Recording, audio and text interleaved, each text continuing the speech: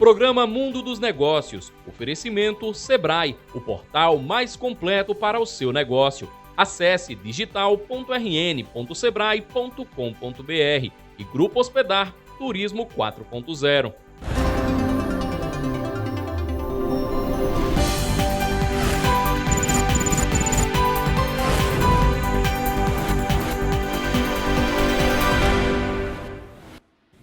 Olá, bom dia. Estamos de volta com mais um programa Mundo dos Negócios. Nós vamos ter hoje uma entrevista completamente inusual e que vai chamar muito a sua atenção. Nós vamos começar aqui. Qual que nós vamos começar hoje, Raíssa? Bom dia, Genete Nuco. Bom dia, telespectador da TV Tropical. Hoje nós vamos conversar aqui e vamos ter um programa exclusivo para falar com ele, que é Luiz Roberto Barcelos, da Agrícola Famosa, que ele vai contar um pouquinho dessa história, que ele começou... Assim, ele tinha uma ideia de um negócio completamente diferente, passou para outro e hoje é só a maior produtora de melão do mundo e maior exportadora de frutas do Brasil. Então, a gente vai começar a conversar com ele aqui, que vai contar um pouquinho dessa trajetória de quase Foi por isso que 26 anos, né? Começou em 95. Foi por isso que você veio de verde? Claro, em homenagem ao campo. Green Woman? Exatamente. Para hoje valorizar... em homenagem ao campo, para valorizar este momento dessa entrevista. Tem uma coisa seguinte, essa entrevista é uma entrevista doce. Você vai saber por quê a partir de agora. Bom dia, Luiz Roberto. Satisfação tê-lo conosco aqui. Luiz Roberto é um amigo. Vou fazer uma referência inicialmente sobre Luiz Roberto. Eu tenho o prazer, a satisfação de desfrutar da amizade dele já há muitos anos e é uma pessoa diferenciada. Uma pessoa que se dedica a um projeto que ele estabeleceu em 1995 e que fez desse projeto uma diferença grande, não apenas para si próprio, mas para quem está ao redor e trabalhando junto com ele no projeto. Por que ao redor? Por conta da comunidade. É um projeto que foi iniciado lá atrás e que beneficia a comunidade e que você também vai conhecer a partir de agora. Luiz Roberto, satisfação enorme tê-lo conosco aqui. Jenner, bom dia Raíssa. Bom dia, seja bem-vindo. Obrigado pelo convite. Vamos começar do zero. Sim. Você morava no interior, você é de Ribeirão Preto, nasceu em Ribeirão Preto.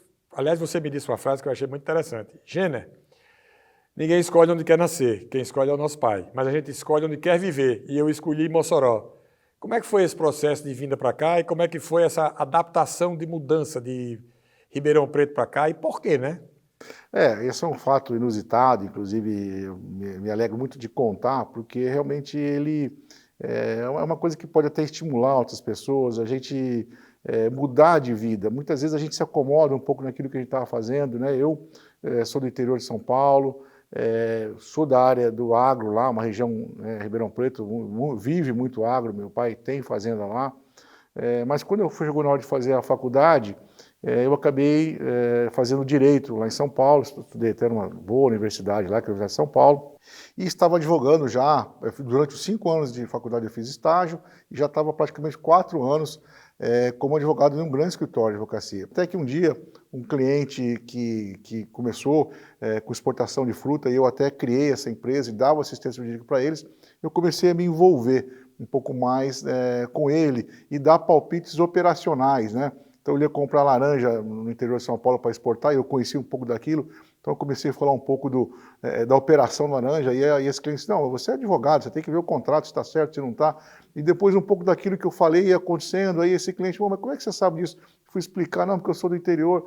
E aí essa pessoa que era o diretor dessa empresa, uma multinacional grande na época, me convidou para ir trabalhar com eles. E eu acabei indo ser a parte jurídica dessa empresa que exportava maçã no sul do Brasil, na região de Santa Catarina, laranja no interior de São Paulo, manga em Petrolina, em Pernambuco, e melão aqui na região de Mossoró. E eu cuidava da parte jurídica dessa empresa. Quando foi em 94, veio a moeda que é o real, o plano real que a gente vive hoje. Muitos dos nossos telespectadores talvez não se lembrem disso, mas naquela época o dólar caiu muito, a menos de um real.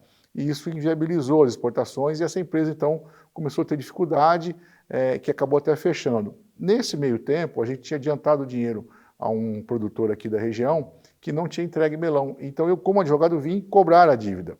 E esse proprietário disse, olha, eu só tenho essa fazenda, a fazenda vale X, eu devo a metade, se você me der a diferença, eu passo a fazenda para vocês. Eu voltei com essa proposta para a empresa disse, não, o que nós vamos querer fazer? Uma fazenda em Mossoró, né? E eu gostei de quando eu vim para cá, eu vi a fazenda, eu me lembro que fica pertinho da praia de Tibau, fui almoçar em Tibau, vi aquele mar maravilhoso, imagina eu morando em São Paulo, então me vi morando, falei, nossa, isso aqui é a vida que eu me identifiquei mais.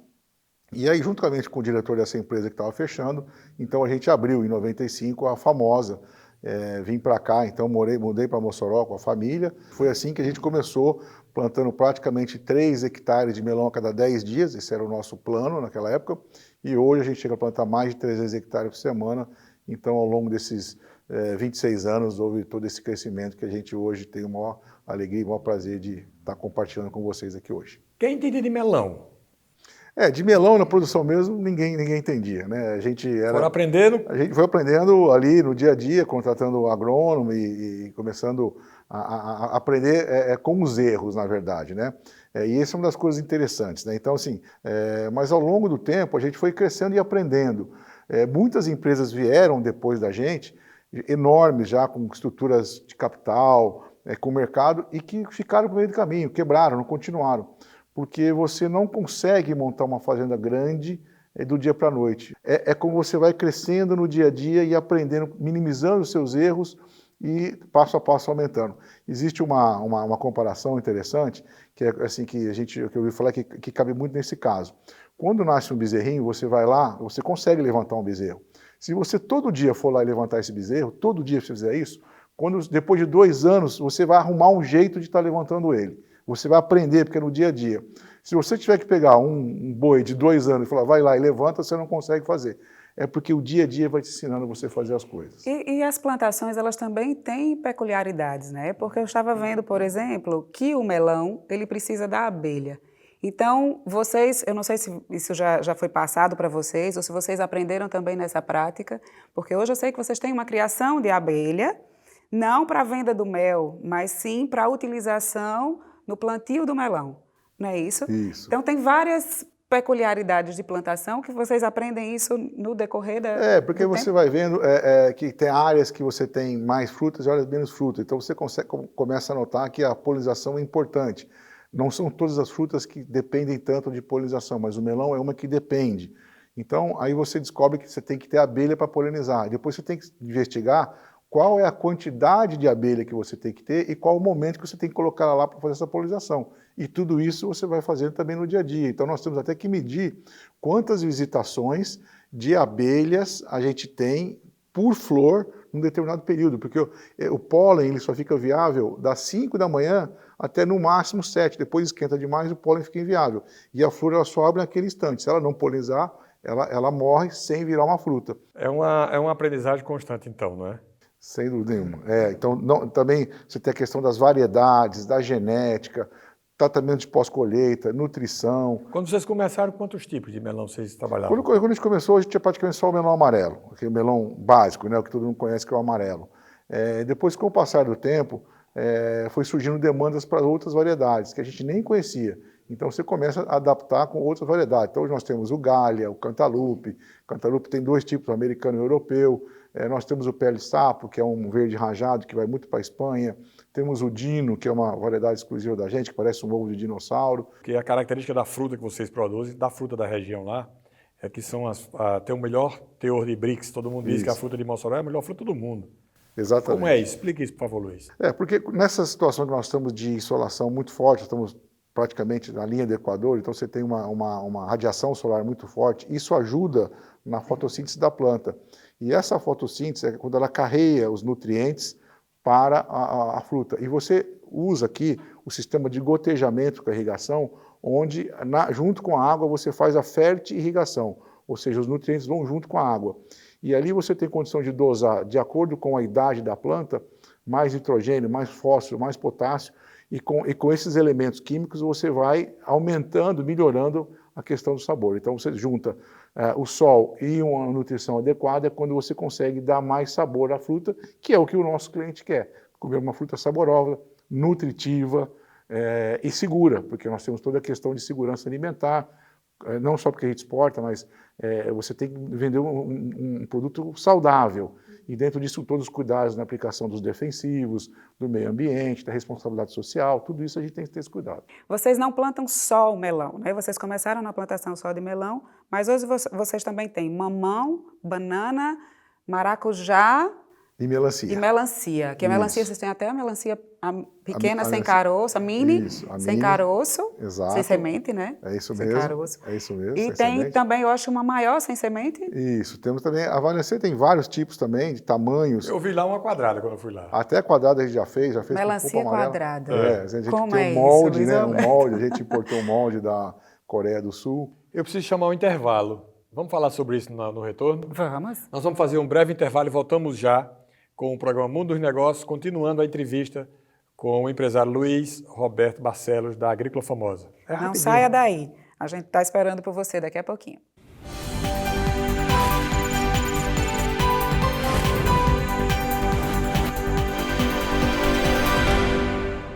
Você sabe que a nossa economia está passando por um momento cheio de desafios, não é mesmo? Então, numa hora como essa, você deve contar com quem quer fazer seu negócio crescer. Conte com o Sebrae. O Sebrae está com você. Conheça o portal do Sebrae, o ambiente digital repleto de conteúdos direcionados a todos os tipos de empresas. Acesse digital.rn.sebrae.com.br. Escolha o que precisar e baixe os conteúdos. São e-books, ferramentas, cursos e muita informação. É fácil, 100% digital e é para você. Informação de qualidade e serviços que só o Sebrae oferece. Essa é a dica de mestre para qualquer empreendedor. Acesse digital.rn.sebrae.com.br. Do like ao lucro, o portal mais completo para o seu negócio. E essa é uma dica do programa Mundo dos Negócios.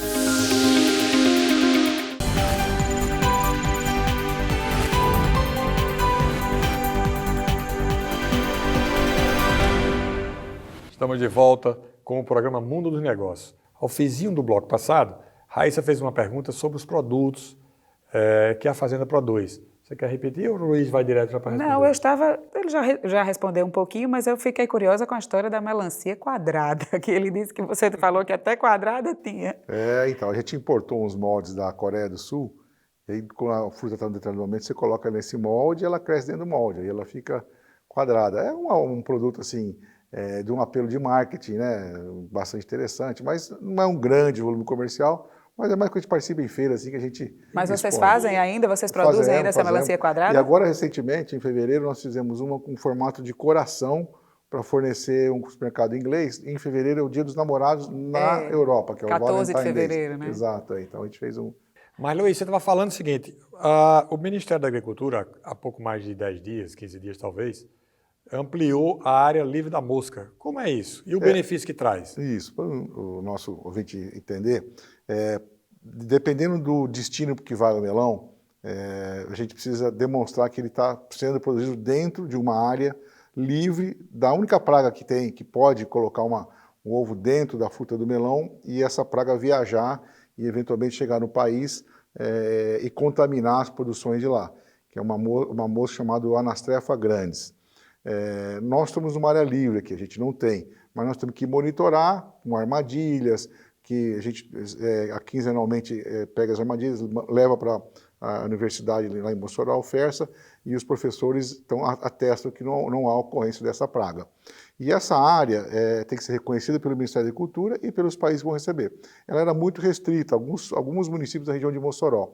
E nós vimos há muito tempo batalhando para ampliar um pouco mais essa área, porque assim a gente precisa aumentar a área plantada, vamos precisar de mais municípios envolvidos. E recentemente, mais precisamente no final da semana passada, é uma boa notícia porque a gente vai poder produzir mais agora nesses municípios, gerar mais emprego e mais renda então nesses lugares. Ou seja, vai emprego aí para quem é jovem que trabalha mora nessa região. E falando sobre emprego, hoje a Agrícola Famosa emprega quantas pessoas? É responsável por quantas famílias, assim, digamos? A famosa durante a safra, que chega a produzir 10 mil hectares, dá quase 0,9 pessoas por hectare, isso dá uma média de 9 mil pessoas. Diminuiu um pouco recentemente, porque a gente melhorou alguns processos, mecanizou um pouco, mas é um setor que demanda muita mão de obra. Então, isso diretamente. Vamos arredondar a conta aqui. A gente hoje fala durante a safra 8 mil pessoas. diretamente. Fora aqueles indiretos, né, que se calcula entre 4, 5 vezes para cada direto, né? E fora aquelas pessoas que dependem daquele emprego direto. Então, nós estamos falando aí de milhares e milhares de pessoas hoje que dependem da empresa. A gente pode dizer que a Agrícola Famosa é a empresa que mais emprega nesse segmento do mercado, que mais emprega no Brasil? Seguramente é uma das que mais emprega, é uma das maiores empregadores no campo, é a Agrícola Famosa, porque as grandes empresas agrícolas do Brasil normalmente trabalham com grãos ou com gado. E tanto grãos como gado demanda muito pouca mão de obra. Então, realmente, a gente é um dos maiores empregadores agrícolas do Brasil, que nos honra muito estar aqui no Rio Grande do Norte e principalmente no semiárido, que é um local onde mais se precisa de emprego. Quem são os acionistas da empresa? Como é que você compôs essa sociedade que hoje é reconhecida como um case de sucesso empresarial, sobretudo no segmento do agronegócio? Quando a gente começou eu e o Carlos, com metade da empresa cada um, Carlos Porro, meu sócio que veio de São Paulo, e posteriormente a gente concedeu também uma participação para alguns agrônomos que hoje estão mantendo uma pessoa, que é o Richard Miller, o agrônomo que é responsável pela produção. E agora, recentemente, nós também fizemos uma venda minoritária, mas relevante, para um grupo espanhol, que já é produtor de frutas lá na Espanha, principalmente cítricos, né? E essa empresa, então, adquiriu uma parte da Famosa com o intuito da gente estar mais presente no mercado europeu e, eventualmente, também colocar outras frutas aqui na nossa produção. Então, a ideia pode ser a aquisição de outras empresas para criar uma empresa mais robusta aqui no Brasil. Como é o nome dessa empresa? A empresa lá fora chama Cítrico. Cítrico, exato. E ela produz o que lá? Lá ela tem uma produção de laranja, limões, algumas variedades de limão, também trabalha um pouquinho de fruta de caroço, que eles chamam, né?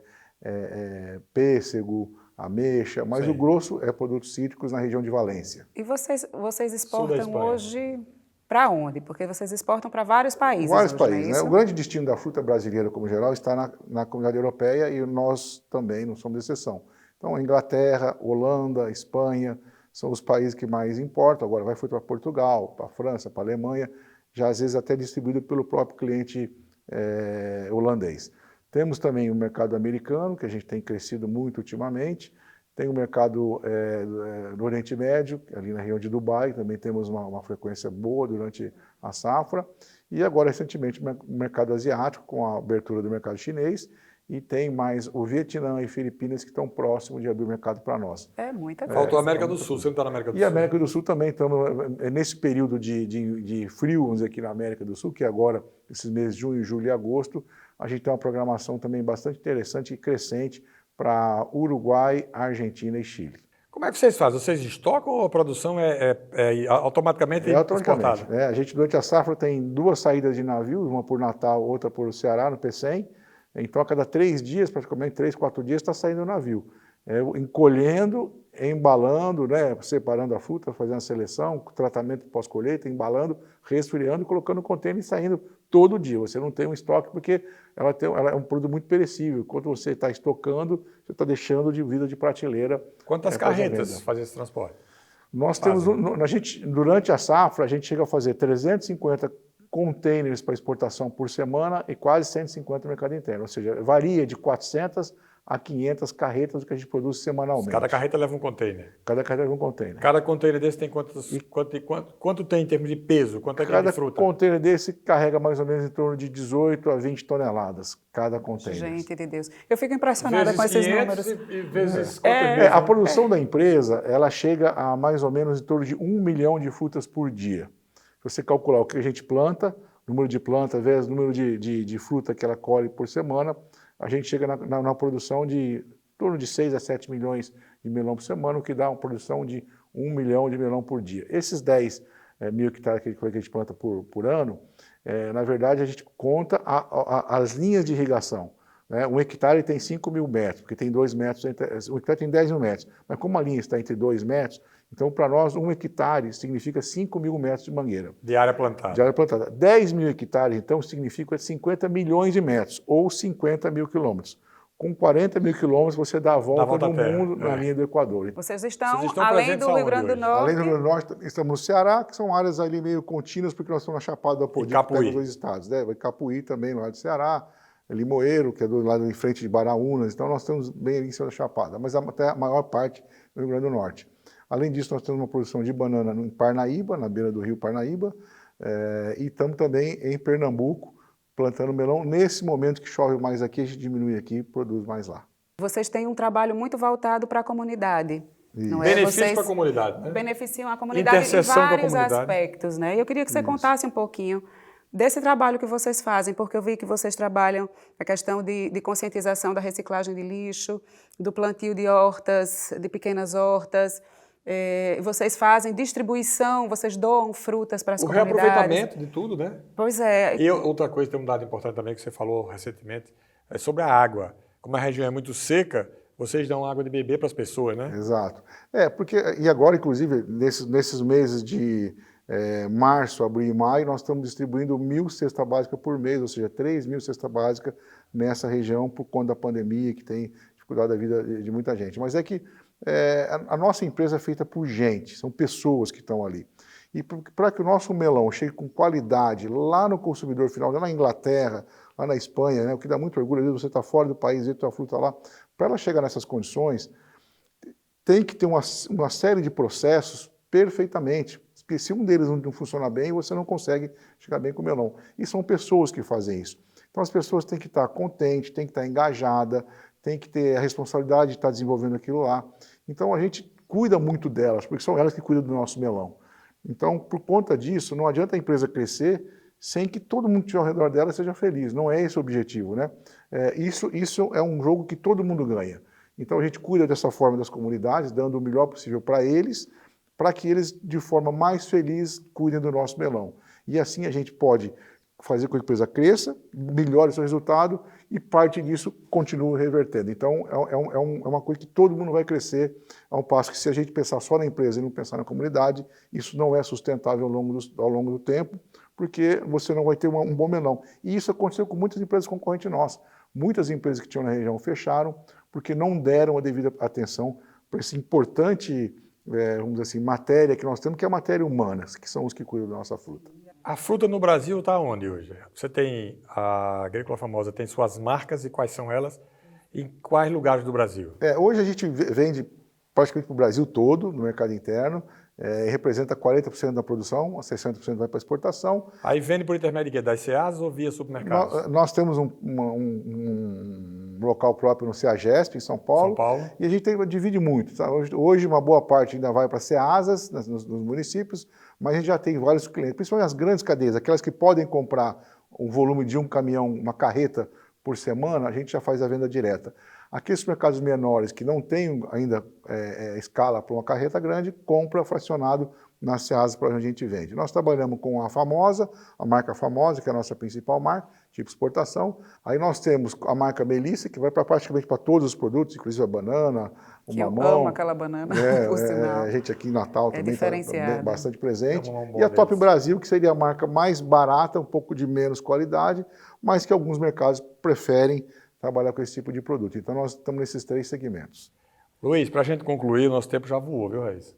Para a gente concluir... Muito pouco, meia hora. Pois é. Para a gente contar Queria toda lhe fazer essa uma história. pergunta seguinte. Há segredo para o sucesso? Não tem um grande segredo. O segredo é você identificar aquilo que você gosta, aquilo que você tem a vocação, é dedicação, é muito trabalho, é seriedade, é tratar as pessoas bem, todas as pessoas que estão ao seu redor, seus fornecedores, seus clientes, seus colaboradores, é criar uma corrente de felicidade. Você consegue implementar essa cultura dentro da sua empresa, você vai embora, não tem quem te segure. Acho que esse é o segredo. Você acha então que porque a gente vê outras empresas também que produziram frutas e que não estão mais no mercado. Então esse é o seu grande diferencial, é o seu segredo? Eu acho que o grande diferencial é a forma como que você trata as pessoas, com respeito, com admiração, com humildade, com simplicidade. Tudo que nós temos, quem deu para nós foi Deus, não fomos nós mesmos. Então a gente tem que estar sempre grato, tem que estar sempre trabalhando muito. Somente quem pensa diferente, como é o caso que você está testando, como o Luiz Roberto pensa, é capaz de fazer diferente e de obter sucesso. A gente diz sempre aqui o seguinte, não há sucesso no mundo sem ter, no mundo dos países pelo mundo afora, sem ter empresas fortes, bem administradas, modernas, que incluam nas suas ações as pessoas. A Agrícola Famosa é um case de sucesso por isso. É um caso que é um caso que a gente tem que bater palma e que o mundo está se curvando a ela pela qualidade dos produtos, pela relação que ela tem, pelo respeito e por tudo isso. Luiz Roberto, eu agradeço muito a sua participação conosco e dou aqui um testemunho de quem esteve lá faz alguns anos, mas eu fui lá visitar e fiquei muito impressionado. É uma empresa espetacular. Vocês estão todos de parabéns, você, Carlos Porro, o Richard, seus sócios, os novos sócios aí, os espanhóis. E nós da TV Tropical, Record TV, agradecemos muito a gentileza de atender o nosso convite. Muito grato, muito obrigado. Muito obrigada, Luiz Obrigado, Roberto. eu que agradeço. Muito obrigado, é um prazer estar com vocês. Nós voltamos no próximo domingo, às 10h30 da manhã, sempre aqui na TV Tropical, Record TV. Boa semana para todos, bom domingo e até domingo que vem. Boa semana, até lá.